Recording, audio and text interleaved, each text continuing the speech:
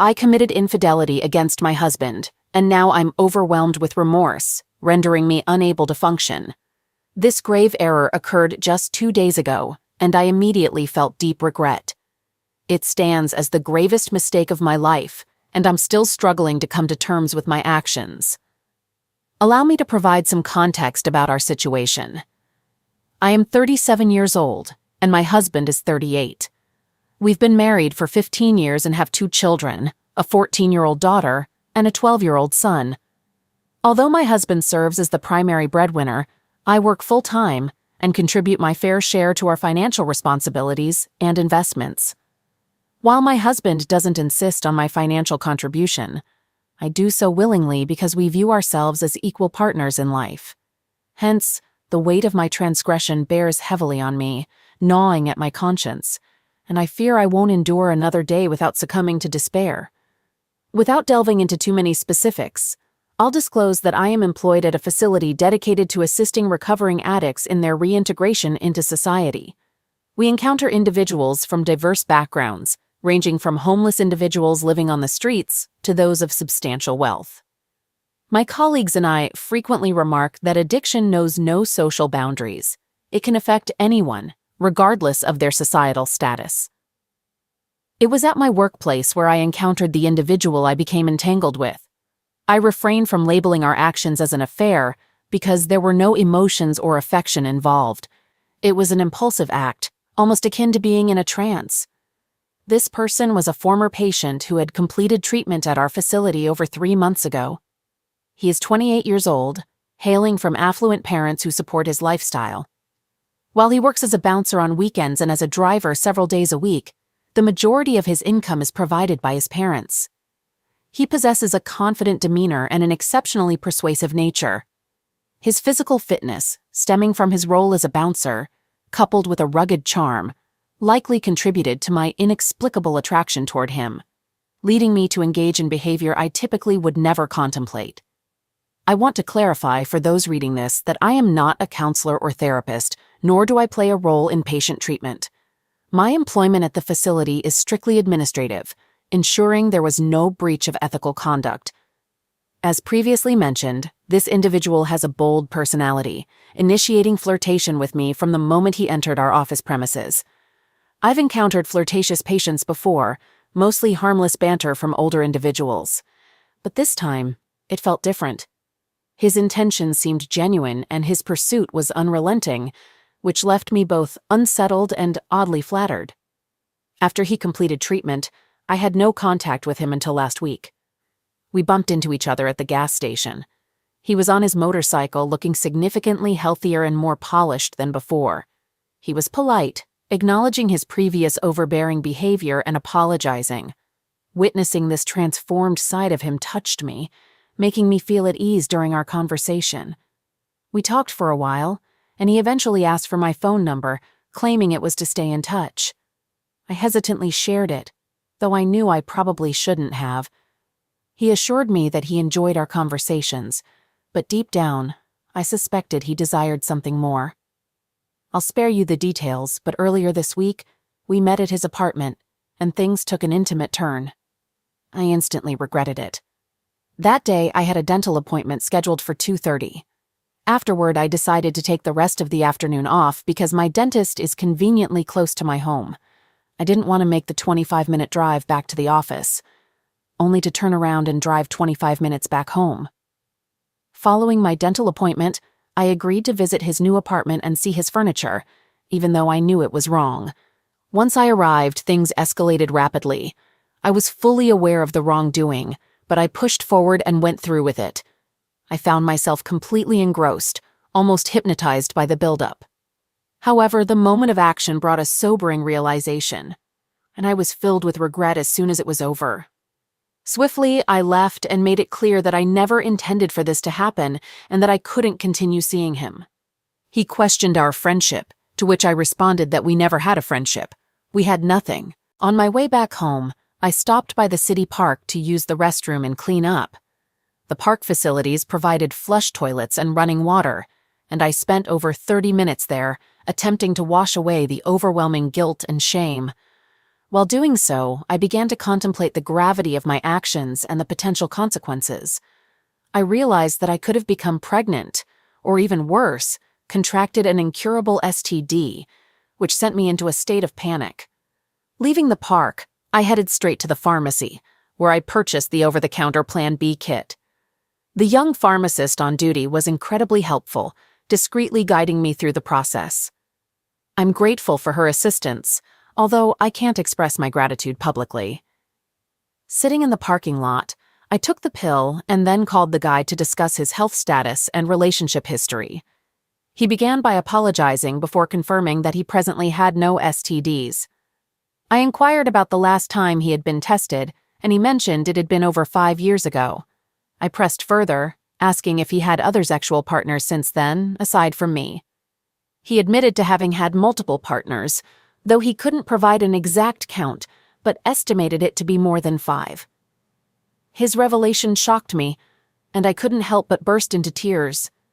He went on to explain that he believed he had used protection with his previous partners, but wasn't entirely certain due to his past pills use. When I asked why he hadn't used protection with me, he simply stated that it was because I hadn't requested it. Hearing this, I abruptly ended the call and blocked his number, then sat in my car, overcome with tears. Upon arriving home, I swiftly changed my clothes, tossing them into the washer, and proceeded to prepare dinner for my family. They were expected back around 7, as my daughter had a game, and my husband and son planned to attend. As we sat down to dinner, I struggled to maintain my composure. Each time our eyes met, an overwhelming sense of guilt washed over me, threatening to bring tears. Last night followed a similar pattern, though my emotions were even more heightened. My son noticed my distress and inquired if I was crying. I replied with a denial, attributing my watery eyes to the pollen in the air. I barely managed to navigate the past 2 nights, and I fear I won't make it through another without breaking down. Initially, I contemplated burying this whole ordeal and resuming life as if nothing happened. However, I've come to understand that I cannot maintain my sanity by taking that route.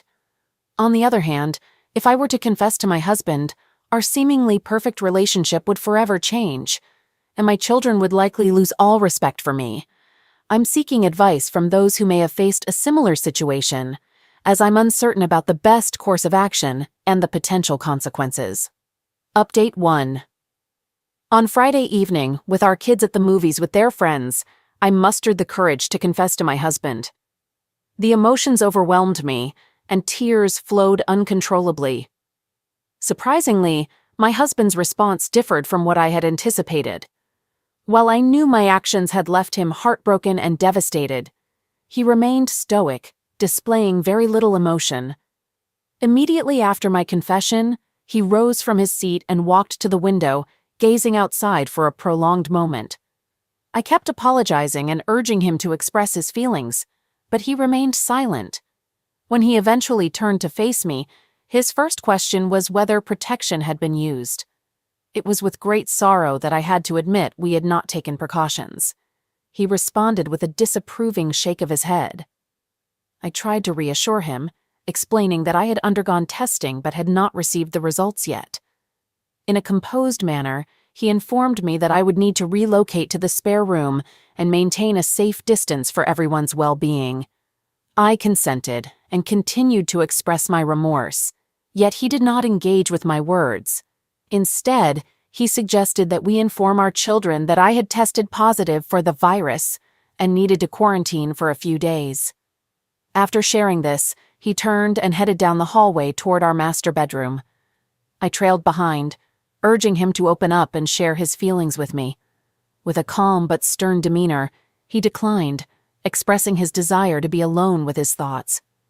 I pressed for a reason, and he simply gazed at me, shook his head, and shut the door. Returning to the living room, I spent the following 2 hours weeping on the sofa, pondering how to set things right.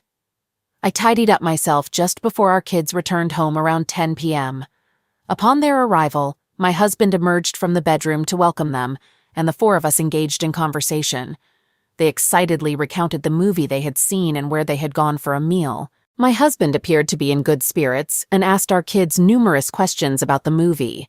Eventually, he informed them, "Your mom has something to tell you." I glanced at him and he nodded. I proceeded to disclose that I had tested positive for the virus, but was asymptomatic. I explained that for everyone's safety, I would be sleeping in the guest room for a few days and maintaining a physical distance from everyone.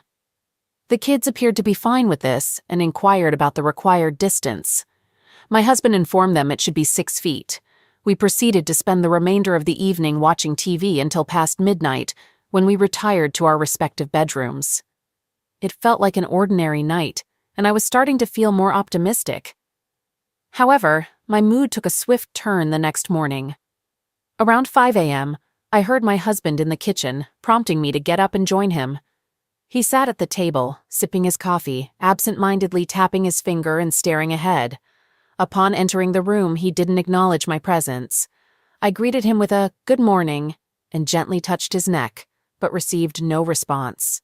I went ahead to pour myself a cup of coffee and joined him at the table, inquiring about his thoughts. His response was a distant look, and then averted gaze when I asked if he was willing to talk. He conveyed that there was nothing to discuss, emphasizing his need to think. He further explained that when we were with our children, we should both maintain a facade of normalcy, but when alone, he preferred I refrain from speaking until he was ready to engage in conversation. I assured him of my understanding and readiness to listen whenever he felt prepared to talk. Though I consented to respect his need for space, his uncommunicative and emotionless response is causing me significant concern. Moreover, I'm left wondering about the nature of his thoughts that we cannot discuss openly. His reaction is quite unexpected, and it's leaving me deeply apprehensive. Has anyone else encountered such a response from their partner after betrayal? Update 2. I want to express my gratitude to everyone who responded to my previous update. Based on your feedback, I've respected my husband's request for space to process everything. I've refrained from speaking to him unless he initiated the conversation or when it concerned our children. Things were progressing reasonably well, and then yesterday it appeared we had a significant breakthrough. It happened to be my son's 13th birthday, and he wished to celebrate at an amusement park. The 4 of us had an enjoyable time. My husband and I took turns partnering with our kids on various rides, including all the roller coasters, some of them multiple times. Toward the end of the day, my husband and I even went on rides together and had a great time. It felt reminiscent of our initial days together. That evening, we all dined at my son's favorite restaurant, enjoying a wonderful dinner and surprising him with an ice cream cake. It was an exceptional day.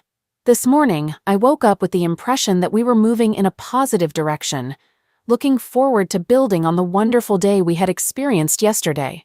As I headed to the kitchen, my husband was already there, and he actually greeted me with a good morning. I poured myself a cup of coffee and refilled his while sitting down next to him. We discussed yesterday and how enjoyable it had been. After a few minutes, he changed the topic and mentioned it was time for me to be honest with the kids and my parents about my actions. Hearing him say this sent a shock through me, and I felt a pit in my stomach. I inquired why he felt that way, and he explained that they deserved to know the truth. I suggested keeping it between us and working through it together, but he expressed that he didn't want to bear the burden of my actions any longer. I shared how awful I felt, struggling to sleep and concentrate since the incident. He acknowledged my feelings but insisted that I needed to tell them today. He added that if I didn't, he would be disappointed and might have to disclose it himself. I asked if he would accompany me for support and to demonstrate our unity, but he declined, stating that this was something I had to face alone. His decision deeply hurt me, as I had expected him to stand by my side for support. I've spent the past few hours contemplating how to address my kids and parents. I drafted several scripts, but they didn't feel genuine. Ultimately, I decided to be straightforward and confess my actions, admit they were wrong, express my sincere apologies, and request their forgiveness. There's nothing more I can do at this point. I must face the consequences of my actions. Regarding the test results, I received them, and I'm in the clear. This was a significant relief. However, the clinic advised a retest in 30 days as a precaution due to the proximity of the initial test to the potential exposure. Although this concerned me, The clinic mentioned they have never encountered a positive result on a retest. I will provide an update after discussing this with my family. I am grateful to those of you who have been praying for us, and I kindly ask for your continued thoughts and prayers. Update 3. I've returned to inform everyone that I've confessed.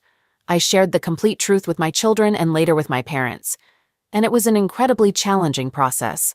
My children reacted differently to the news. While both were shocked, my daughter responded with anger, whereas my son expressed deep concern.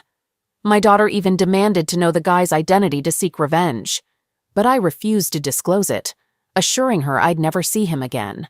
Both children are very worried about their father and have united in support of him, making it clear they stand by his side. My parents' reaction was one of profound disappointment and shock. They too have rallied around my husband and have only spoken to me once by phone since I told them. In the meantime, they've conversed with my husband at least half a dozen times. I'm pleased they're all supporting him during this time, as he's a wonderful man who deserves it. As for my husband, he expressed gratitude for my honesty and for taking complete responsibility. Nevertheless, his treatment of me remains unchanged. I'm uncertain about our future path. For the time being, I'll strive to be the best wife and mother I can be. I take pleasure in performing small acts of kindness for my family, particularly in the kitchen through cooking and baking. Our mealtimes have become precious moments for family bonding, and I hold them dear. I appreciate all the support I've received from those who have stood by me during this challenging journey. Update 4. As I mentioned in my previous update, I had opened up to my entire family, hoping that my husband and I could begin the journey toward healing our relationship. However, things took an unexpected turn 2 Saturdays ago when my husband sat me down and expressed his desire for a divorce. He conveyed that despite his efforts to move beyond my actions, he found it impossible to do so. He revealed that since learning about my transgressions, he had been under constant mental strain, which had now begun to manifest as a serious impact on his physical well-being. He disclosed that earlier in the week, he had visited the doctor, and his blood pressure had reached dangerously high levels, resulting in the need for medication. I felt deep concern and regret for the pain and suffering I had caused him.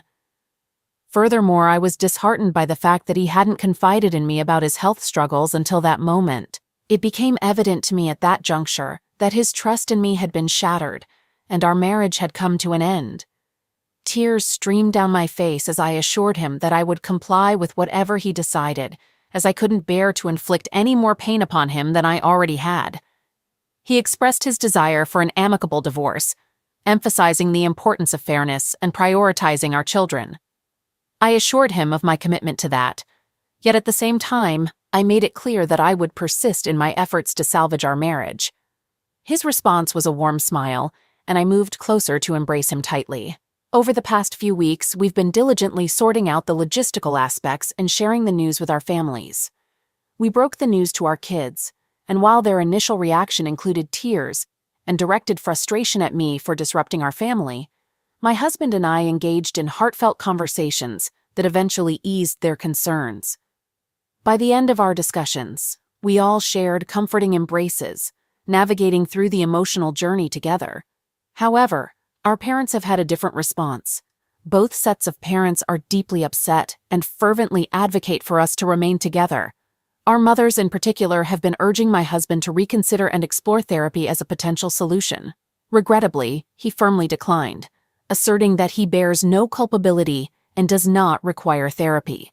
The situation escalated to the point where I needed to step in and request that they respect our space and allow us to address this matter independently. This is our current situation, and it may not be the desired outcome, but perhaps it aligns with what I deserve. What's intriguing is that since we mutually agreed to divorce, we've engaged in more profound and thoughtful conversations than we have in quite some time. Furthermore, my husband has become more open, relaxed, and has taken the initiative in most of our recent discussions. It may sound unconventional, but I believe that divorcing might paradoxically be the catalyst that ultimately brings us closer together. Strangely enough, the notion of divorce has seemingly liberated my husband. Perhaps he feels he's regaining something I took from him through my actions. Lately, he appears to be consistently in good spirits, and his blood pressure has returned to a healthy range, to the extent that his doctor suggested a gradual reduction in his medication. Hearing this news brought me immense relief. Label me as eccentric, but that's the observation I've made.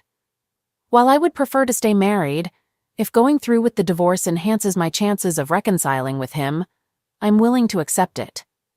I'm cautious not to set my hopes too high just yet, but I'm fervently praying each day that somehow this situation works out positively for us.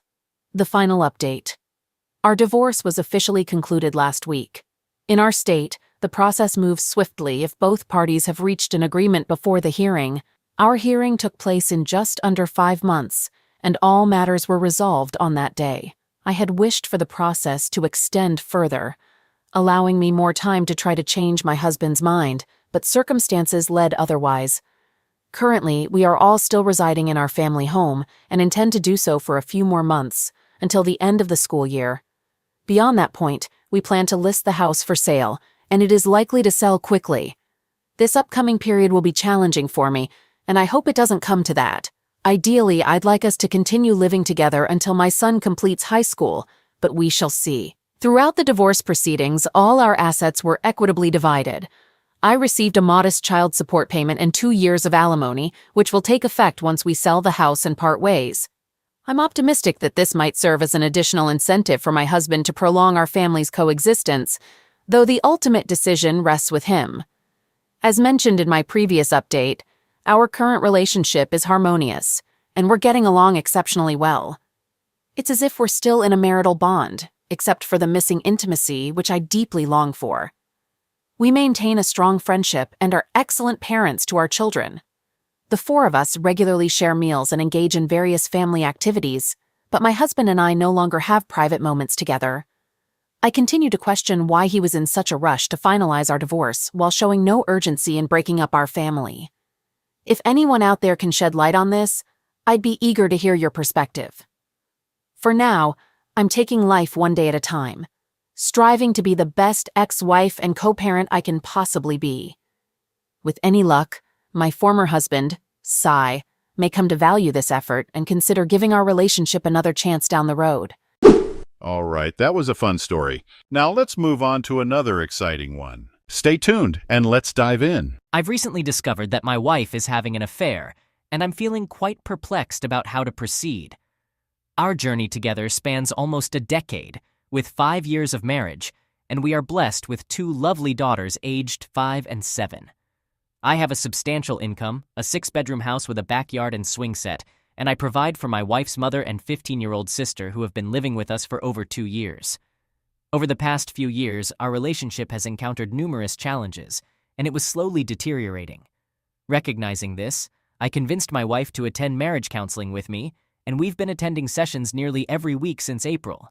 We both weren't content, and counseling shed light on our harmful behaviors. I committed myself to becoming a better husband and father, believing my wife was doing the same. However, in October, during a business trip, a friend tipped me off that my wife was spending a significant amount of time with a specific guy. I had briefly met this individual in the past, with the impression that he was a friend of my wife's friends. Without revealing my suspicions, I promptly returned home that night when my wife picked me up from the airport. She appeared distant and unenthusiastic about my return. Upon arriving home, she went straight to bed. I stayed awake for a while, and once she was asleep, I discreetly examined her phone. It's worth noting that when a spouse starts keeping their phone with them at all times, even during sleep or showers, it often indicates secrecy. I discovered the guy's name and accessed the text messages, which she had deleted. A brief check of the cell phone records revealed she was exchanging over 20 text messages with him daily. I woke her up and confronted her about this, but she denied any wrongdoing, claiming they were just friends, and she deleted the messages to avoid any misunderstanding on my part. My suspicions grew day by day, leading me to closely monitor her cell phone records. It became overwhelming, and I eventually insisted that she cease all communication with him. I even had a civil discussion with the guy at his home, requesting that he respectfully stop talking to my wife, to which he agreed. However, my wife began to harbor resentment towards me, feeling I had interfered with what she considered a perfectly innocent friendship. Although she seemed to stop texting and talking to the guy, I noticed a sudden increase in her data usage due to Facebook messaging. She clung to her phone even more tightly and continuously denied any communication with him. My paranoia grew, but I decided to put it aside and concentrate on becoming a better husband and father. I began listening more attentively, assisting more with the kids, actively participating in their daily activities, and reducing my stress about financial matters and minor issues. I took on household responsibilities like doing my own and the kids' laundry to contribute. Additionally, I made efforts to engage in her interests and passions, particularly her love for horses.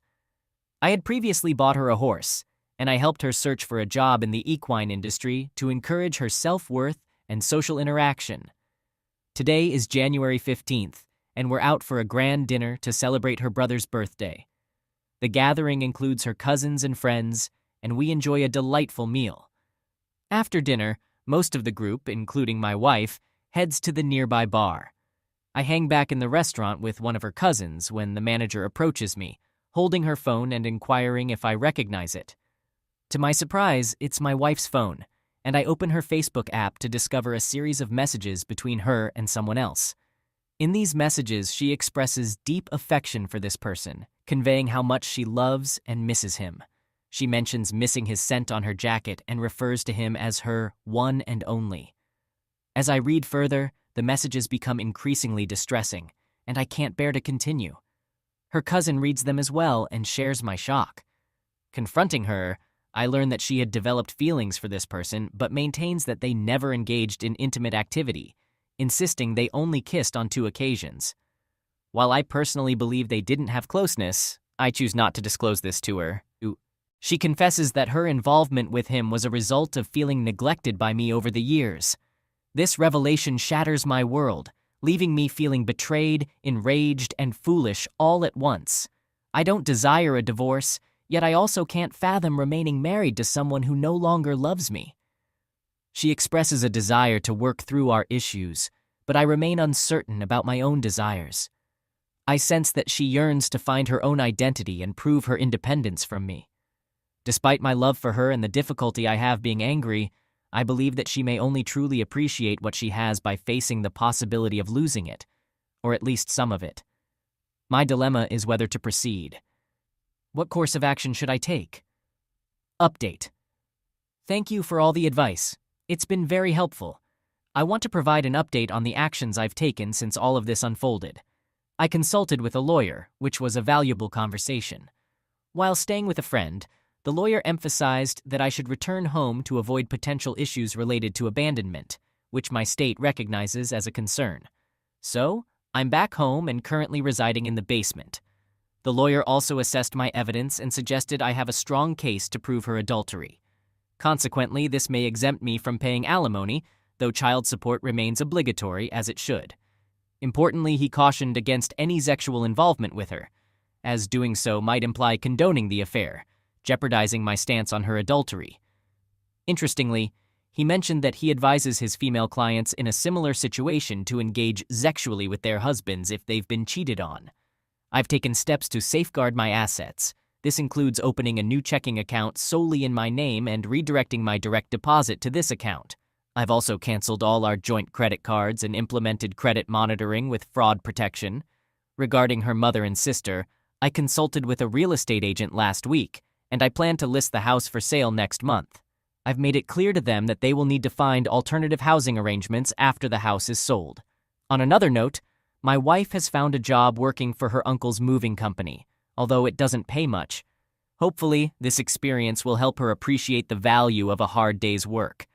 I believe her reaction stemmed from my decision to stop covering the costs of her horse's boarding and upkeep. Additionally, when I canceled her gas card, it was due to the expenses associated with her Lexus X470, which was quite costly to fill up, especially with the kids in mind. I'm doing my best to shield them from the fallout. I ensure there's no arguing or conflict in their presence, and I take good care of them. One positive aspect I've gained from this situation is the realization that it's not my fault, and I've been proactive in addressing the issues. Thank you. 8 months later, to sum it up, I've made significant progress. During this time, I've experienced a roller coaster of emotions, with highs and lows. I battled severe depression and found myself in a dark place. Getting out of bed and going to work was a struggle, and often, I couldn't bring myself to do it. I've been dealing with a lot of pain and anger, and that's an ongoing process. Initially, my instinct was to retaliate and make her face the consequences of her actions. We agreed on a monthly child support amount, which exceeded the legal requirement. I believed it was the right thing to do at the time. My lawyer prepared the settlement agreement, outlining what she could expect from me. Every month she found a rental house about 45 minutes away from the city. It seemed like a suitable place for our daughters to live, with excellent schools in the vicinity. I understood that she couldn't afford a similar place closer to town, so I thought it was a good choice. Part of our agreement stipulated that a non-relative of the opposite sex couldn't spend the night while the children were present. She isn't allowed to have her boyfriend stay over when the kids are present, and the same rule applies to me. No overnight guests of the opposite sex while the kids are with me. Interestingly, this provision in the settlement agreement is quite common and aligns with our state's regulations. However, in the first week of her moving into our new place, before we could finalize the settlement agreement, she had her boyfriend spending several nights a week. To make matters worse, she attempted to have the kids lie about it to me, which greatly upset me. In response, I had my lawyer withdraw the settlement offer and informed her that the new arrangement meant I would provide her with nothing beyond the child support mandated by the state, not a penny more. It took her some time to realize the gravity of the situation, and now she's struggling to make ends meet. Don't get me wrong, the kids are well taken care of. I always ensure they have everything they need: food, clothing, toys, and more. But I handle the expenses directly, bypassing her. She still hasn't found a job, and while she claims to be searching, to be honest, I'm not concerned anymore. It's her problem to deal with now, not mine. I've made a positive change in my life by embracing CrossFit, completely transforming myself in the process. I'm now in the best shape of my life, feeling fantastic and filled with confidence. As for my personal life, I've met an amazing new woman, and I believe I'm drawn to her because she's the complete opposite of my ex. She's intelligent, highly accomplished, attractive, driven, and we share a great rapport. I want to clarify that I'm not rushing into another relationship. I made that clear right from the beginning, and she fully understands our situation and is comfortable with it. Meeting this new person marked a significant turning point for me.